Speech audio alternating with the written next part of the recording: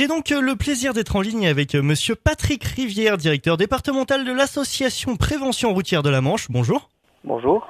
Alors monsieur Rivière, vous êtes déjà intervenu précédemment sur notre antenne pour parler entre autres de la conduite en hiver. Et à l'approche du week-end, voici un autre sujet de circonstance, le processus d'élimination de l'alcool dans l'organisme. Pouvez-vous nous en dire plus ? Oui.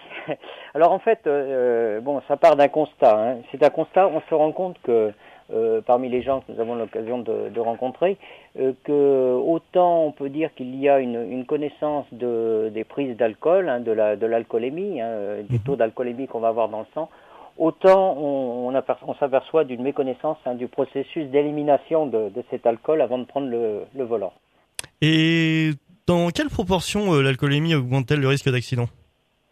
Eh bien, écoutez, de toute façon, dès le départ, c'est certain que l'alcoolémie, dès même, on va dire, des petits taux, parce que contrairement à ce que les gens peuvent penser, à partir de 0,5 grammes d'alcool par litre de sang, on a des effets. C'est pourquoi d'ailleurs le seuil a été fixé à cette limite-là. Ce qu'il faut surtout retenir, c'est surtout dans le cadre de la polyconsommation, c'est-à-dire dans le cadre où on prend plusieurs alcools ou plusieurs que nous appelons les psychotropes, alcool, éventuellement cannabis et puis aussi les médicaments d'ailleurs, où là on a quand même des risques qui se trouvent multipliés par 14, ce qui est assez quand même considérable. Effectivement. Et comment se passe justement ce processus ?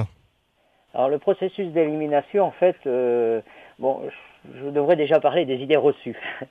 Des idées reçues pour les combattre d'ailleurs. Oui. En fait, on entend assez régulièrement un peu de tout. Il n'est pas rare dans un repas entre amis ou de famille d'entendre quelqu'un qui va vous sortir des remèdes miracles pour l'élimination, que ce soit de l'eau, du café, sucré, salé, bonbons bleus, glucose, huile de foie de morue, enfin on entend un peu de tout. Oui. Je dirais que malheureusement, tous ces remèdes qui sont soi-disant miracles n'ont aucune incidence réelle sur le rythme d'élimination. Ils auront peut-être une incidence sur ce que nous appelons le ressenti, on se sentira peut-être mieux, peut-être, mais dans tous les cas, ou en aucun cas, cela va avoir un effet sur l'élimination, qui est avant tout naturelle et progressive. Et combien de temps faut-il à l'organisme pour éliminer l'alcool ? Alors l'alcool, il faut compter. Alors là il faut prendre deux cas, on va dire. Le premier cas, c'est quand vous avez consommé de l'alcool à jeun, où là le taux d'alcoolémie va monter très vite dans l'organisme, puisque au bout d'une demi-heure, vous aurez le taux maximum d'alcoolémie. Lors d'un repas, en consommation pendant un repas, ce sera 1 heure. Donc déjà pour commencer, pendant cette demi-heure et cette 1 heure, vous êtes dans le cadre de la progression de l'alcoolémie et non pas de l'élimination.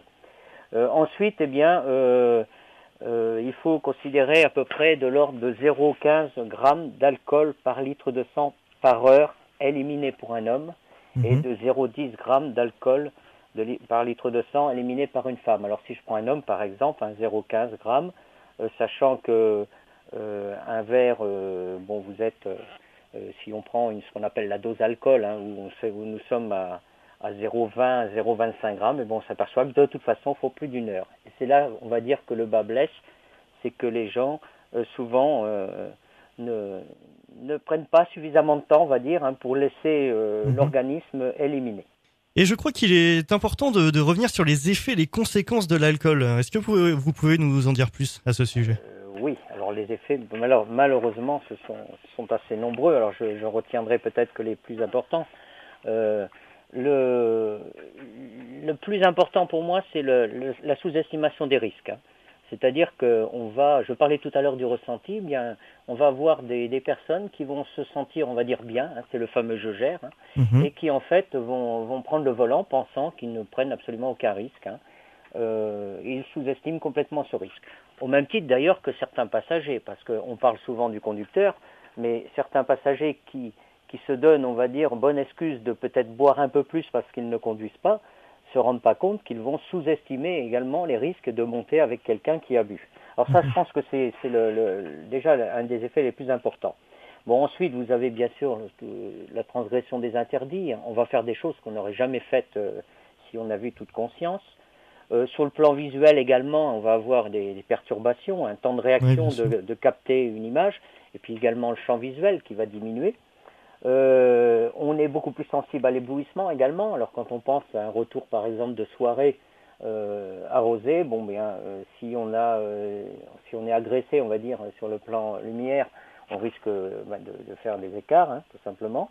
On a également, on se rend compte aussi, on a le pied lourd, hein, c'est-à-dire qu'on a plus tendance peut-être à accélérer. Mais là, on rentre un petit peu dans la sous-estimation des risques. Et est-ce que vous auriez quelques conseils à prodiguer à nos auditeurs ? Eh bien, le premier conseil, il est simple, hein, c'est de juste patienter, malheureusement, puisque l'élimination, je l'ai dit, elle est naturelle, hein, c'est le foie. 95% hein, de l'élimination va se faire par le foie qui va transformer l'alcool en composé chimique. Hein. Il y a, pour les 5% qui restent, on va retrouver à travers l'élimination des reins, par les reins, on va retrouver un petit peu l'évaporation. Donc, en fait, on s'aperçoit que c'est le foie qui va être l'agent principal pour éliminer l'alcool. Et ce foie, on l'a vu tout à l'heure, travailler lentement.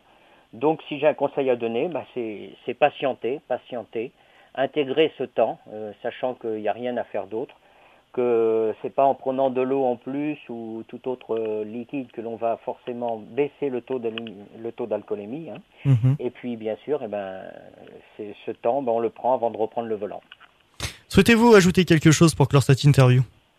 Non, pas spécialement, mais si ce n'est que, je le répète, hein, toujours bien prendre en compte que l'alcool va très rapidement monter dans l'organisme et malheureusement en repartir beaucoup plus lentement. Alors, Monsieur Rivière, je rappelle que vous êtes le directeur départemental de l'association Prévention routière de la Manche et que pour plus de renseignements, il est possible de vous retrouver sur le www.préventionroutière.asso.fr ou au 02 33 05 52 72. Je rappelle également que l'alcool est à consommer avec modération, bien sûr. Merci à vous et à bientôt. Merci, à bientôt.